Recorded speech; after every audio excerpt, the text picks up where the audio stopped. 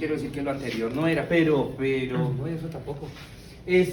Diuréticos pues son medicamentos que actúan a nivel renal, haciendo que, ayudando a eliminar el agua, ayudando a eliminar los solutos, como cuáles solutos, ayudando a eliminar el sodio, ayudándome a eliminar la creatinina, el nitrógeno ureico, que en términos generales, pero no son los únicos, en términos generales estos tres solutos, ¿sí?, son los que más daño hacen en el riñón del paciente cuando tiene una cardiopatía, cuando tiene hipertensión, y a su vez ese acúmulo, ¿sí?, me va a exacerbar la patología de base que tenga el paciente. Si yo no logro sacar el exceso de agua, si yo no logro sacar, por ejemplo, el sodio, pues el paciente va a seguir hipertenso, ¿sí?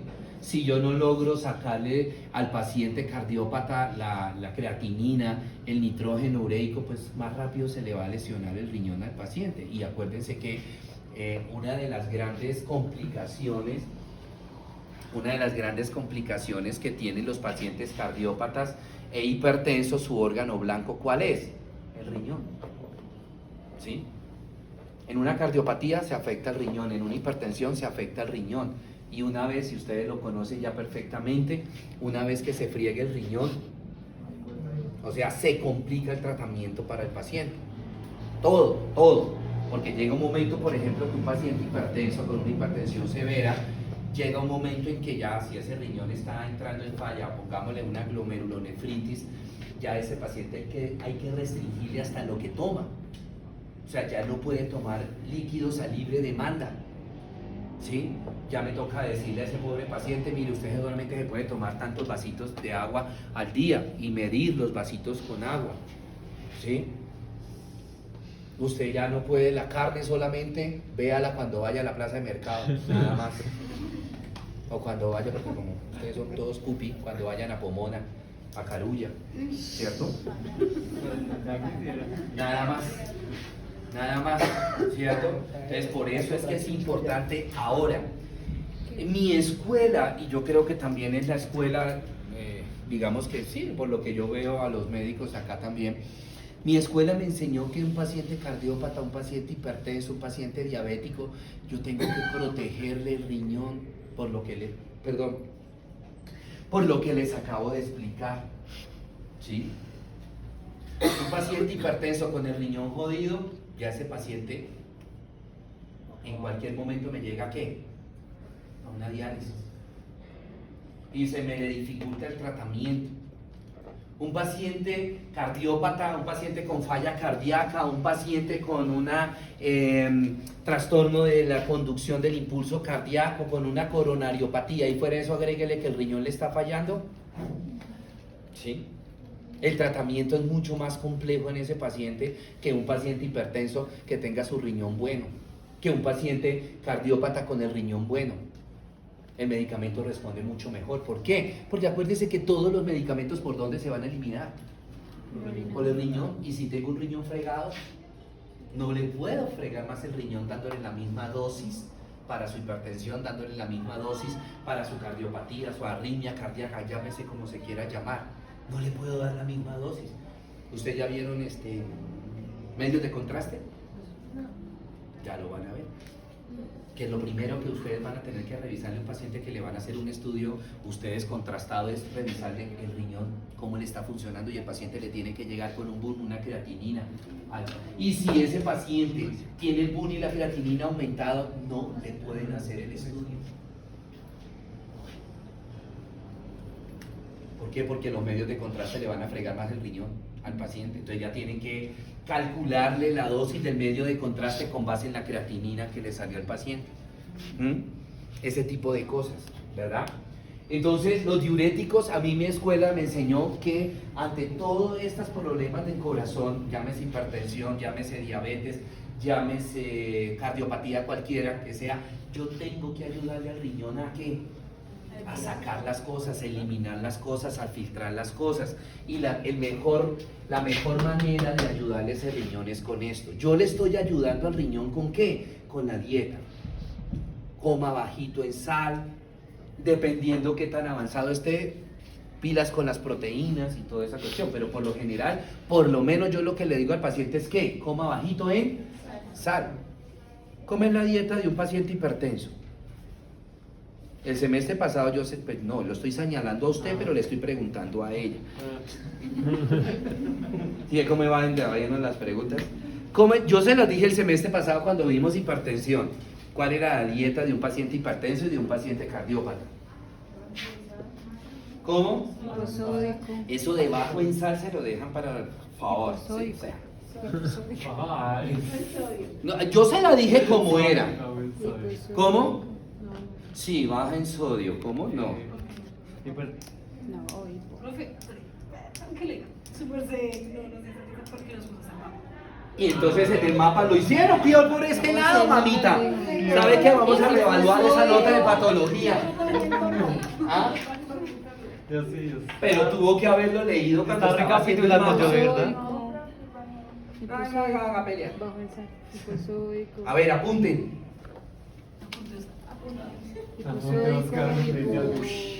Así ya lo tienen de dominado, hermano. Por lo menos, ¿qué me le dieron ayer de día del hombre? Y apuesto que usted sí se explayó dándole regalos a ella del Día de la Mujer. Ay, no, mentira, sí. Así son, profe. ¿Eh?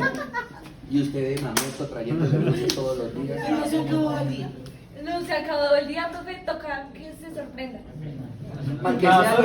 Manquesea lo llamaron, porque en el grupo por lo menos no colocaron feliz día a los hombres. Colocaron, vamos a reunirnos para hacer el trabajo. Bueno, listo. Entonces, ¿cómo se llama cuando cómo se apunten la dieta para un paciente cardiópata hipertenso para que el profesor Douglas, cuando le pregunte, cuando les esté explicando medio de contraste, nos salgan como ciertas respuestas, ¿no? Hiposódica, o sea, baja en sal. Eso era lo que tenía que responderme, hiposódico. Hipo es bajo, sódica, sodio, sal. Hipoglúcida, baja en azúcares.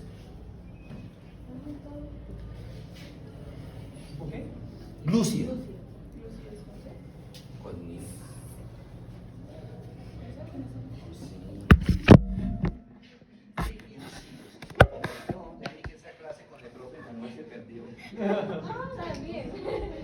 Hipolipídica.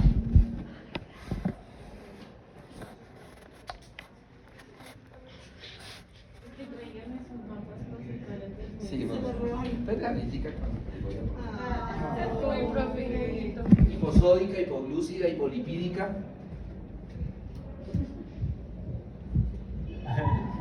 Hipoquita. ¿Qué? Hipoquita. ¿En serio? Porque el paciente no se puede engordar. Bueno, entonces no dele harto de mientras engorde a ese paciente hipertenso. Al paciente cardíaco, engórdelo.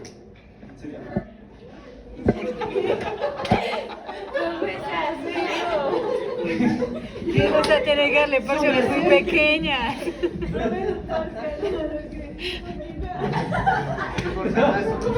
Tiene que ser poquita porque hay que adelgazar al paciente. A ver, ¿alguno de sus papitos sufre de la tensión arterial alta? ¿No? Súbese. ¿Alguna vez así casualmente, accidentalmente le ha acompañado al médico? ¿No? ¿Qué es lo primero que le mandan a un paciente hipertenso, cardiópata o diabético a hacer? ¿Baje de qué? Pues y poquita. ¿Para qué baje? ¿Pero así se dice?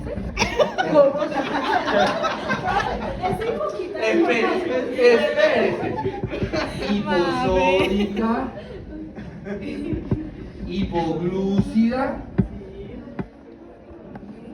hipolipídica,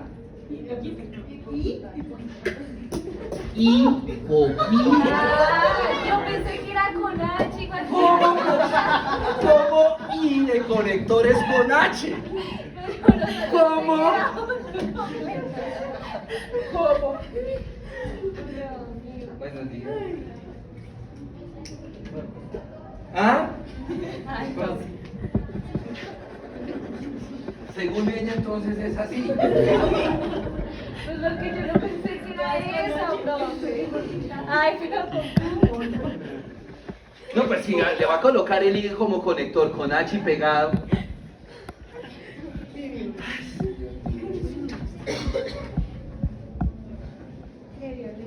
¿Cómo van a sufrir ahorita? Bueno, listo. Entonces, diuréticos. Tenemos 5 grupos de diuréticos que cumplen esa función. Ahora, ¿cuál es la diferencia de ellos? ¿Dónde actúan en la nefrona? ¿Sí se acuerdan que vimos nefrona? Sí, también les mandé un mapa conceptual de nefrona. Entonces, tenemos los diuréticos osmóticos, los diuréticos tipo ASA, los ahorradores de potasio, los diuréticos tiacídicos y los inhibidores de la anhidrasa carbónica. El efecto de ellos, ¿cuál es? Sacar la mayor cantidad de agua, ¿sí? Y el sodio. Ese es el de todos. La única diferencia es dónde actúan, en qué parte de la nefrona, ¿correcto? Muy bien. ¿Y cómo actúan? Por ejemplo, tenemos los diuréticos tiacídicos y los diuréticos inhibidores de la anhidrasa carbónica. Ya vamos a ver qué hacen ellos, pues para sacarme el agua y sacarme el sodio, ¿cierto? ¿Cuáles serán los diuréticos ASA?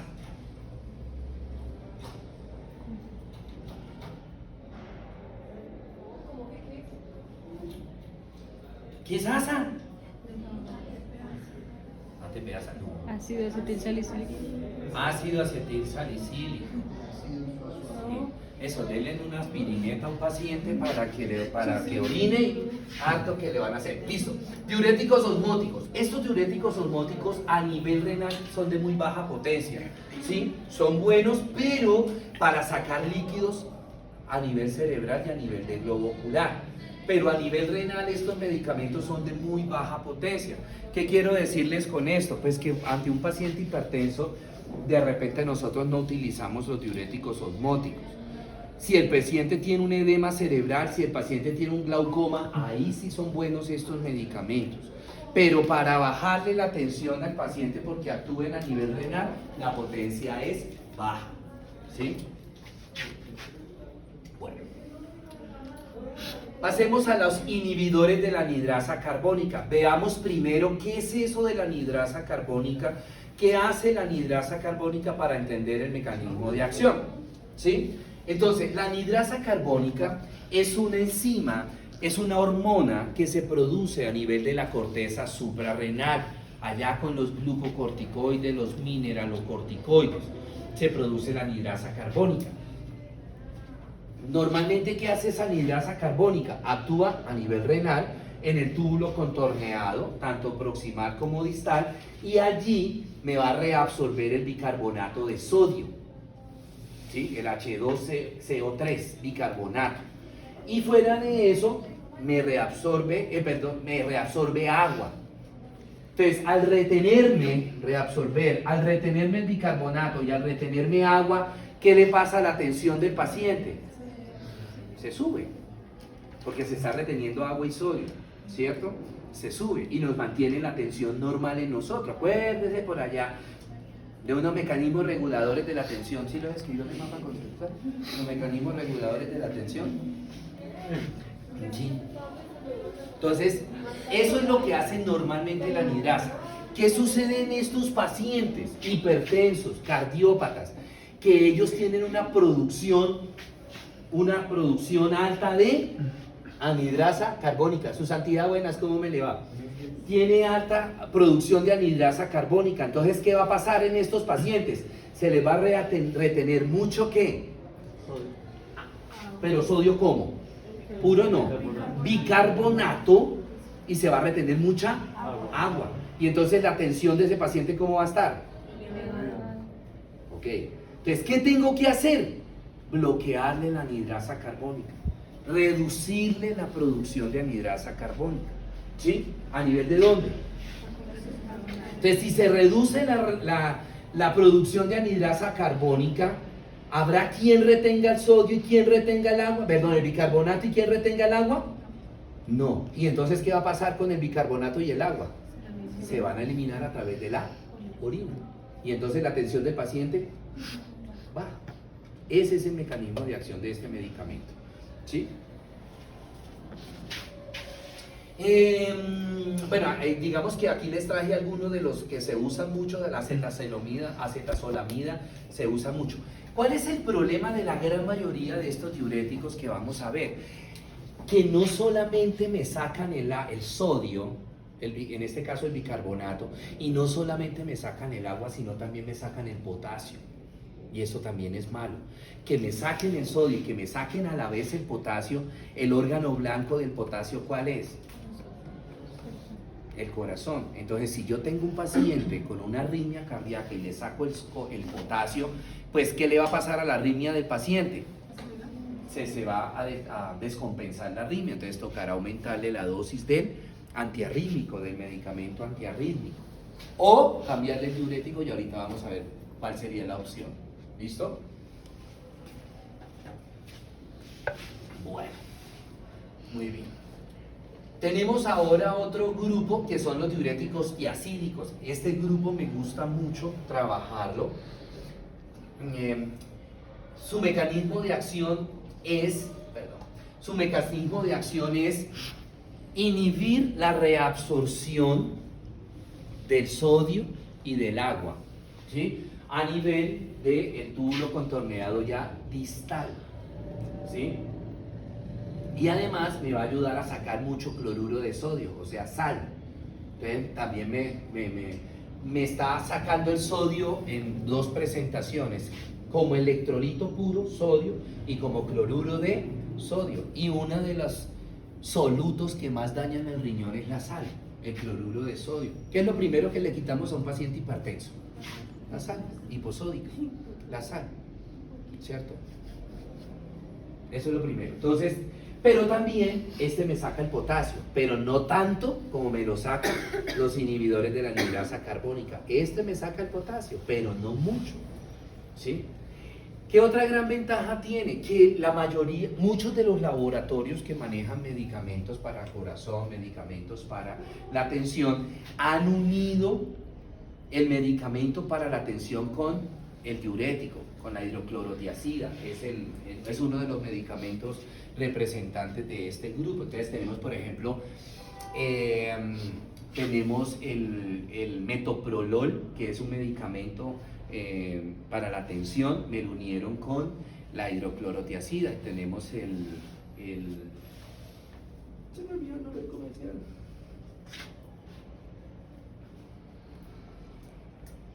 Me quiero acordar y se me olvida. Bueno, ISAR es uno de los medicamentos. ISAR, buenísimo para la tensión. Sí, es un nombre comercial. Buenísimo porque viene con un antihipertensivo y un diurético. Entonces, en una sola pastilla me estoy tomando dos productos. En una sola pastilla estoy actuando sobre dos órganos blancos, el corazón y el riñón. Es buenísimo.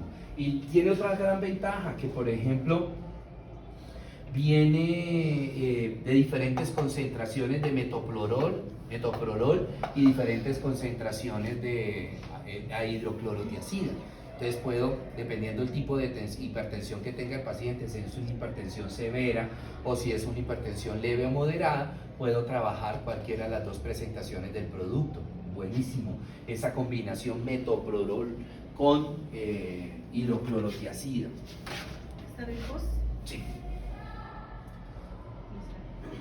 Entonces, este es el representativo del grupo, porque la gran mayoría utilizamos la hidroclorotiazida, ¿sí? Bueno. Tenemos ahora los diuréticos tipo ASA. ASA no es ácido acetil salicílico, sino ASA de Henle. Que ustedes se acuerdan, la nefrona, glomérulo, túbulo contorneado proximal, asa de Henle, túbulo contorneado distal, túbulo colector. Entonces, este medicamento ya me está diciendo dónde actúa, a nivel del asa de Henle. Este medicamento es muy potente, es fuertísimo, es impresionante. El Laxis, la furosemida, es uno de los representantes de este grupo.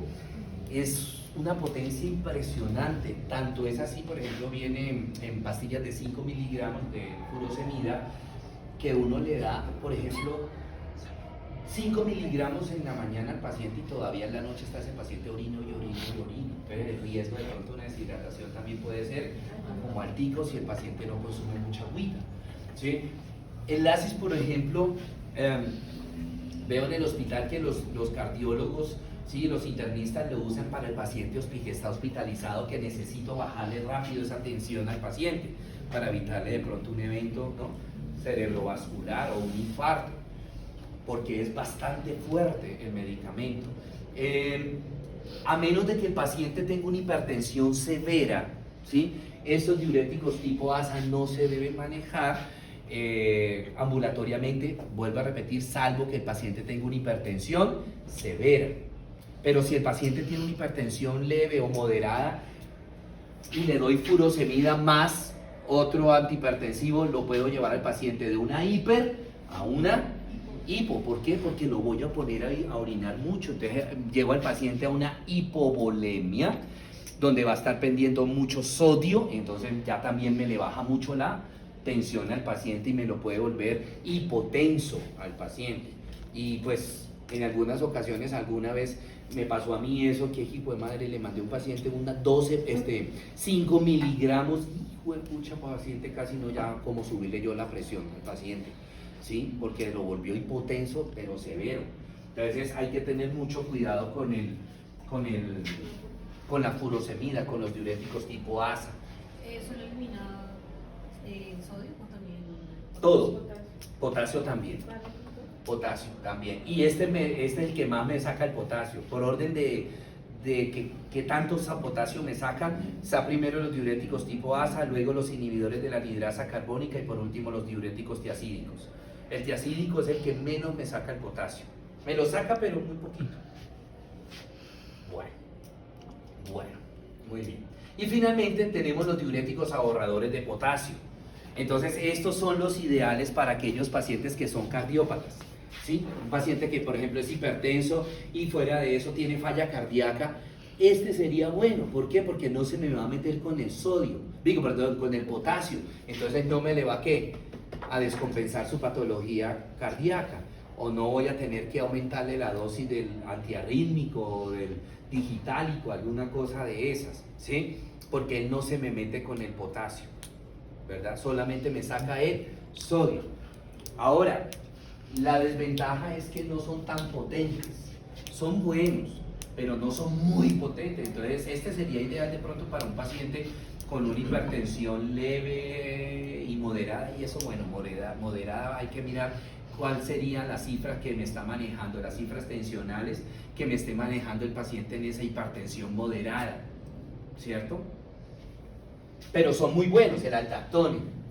A ver, está la espironolactona. Ahora, ¿dónde actúan ellos? ¿Cuál es el mecanismo de acción de ellos?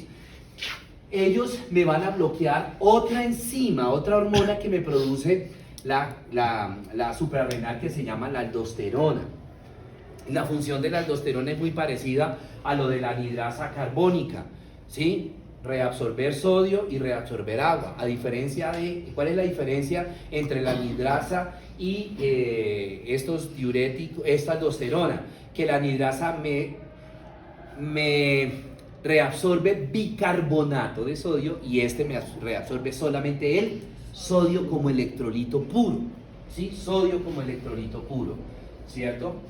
No son muy potentes porque no es mucha la inhibición de la reabsorción del sodio en estos pacientes. Vuelvo a repetir, ideal para un paciente con hipertensión leve, moderada, pero porque pues moderada no es un valor estándar, sino es un rango. De aquí a acá es hipertensión moderada. Entonces, si el paciente está aquí cerca al límite superior, pues no estaría muy potente la espironolactona o bueno, los ahorradores de potasio. Pero si el paciente está acá en el límite inferior, sería una buena opción, siempre y cuando, vuelvo a repetir, yo le digo mucho a mis internos, a mis estudiantes allá en el hospital, siempre y cuando el paciente tenga una cardiopatía sobreagregada, porque si no tiene cardiopatía, pues no usen estos. No usen estos, usen de pronto los que hemos visto anteriormente, y yo les echo la cuña, diurético tiacídico. diurético, tiacídico, que, vuelvo y repito, la mayoría de los médicos estamos como enamorados de los diuréticos tiacídicos, que son potentes, pero no me sacan tanto el potasio, ¿cierto? Bueno, muy bien. Ok. Preguntas, dudas.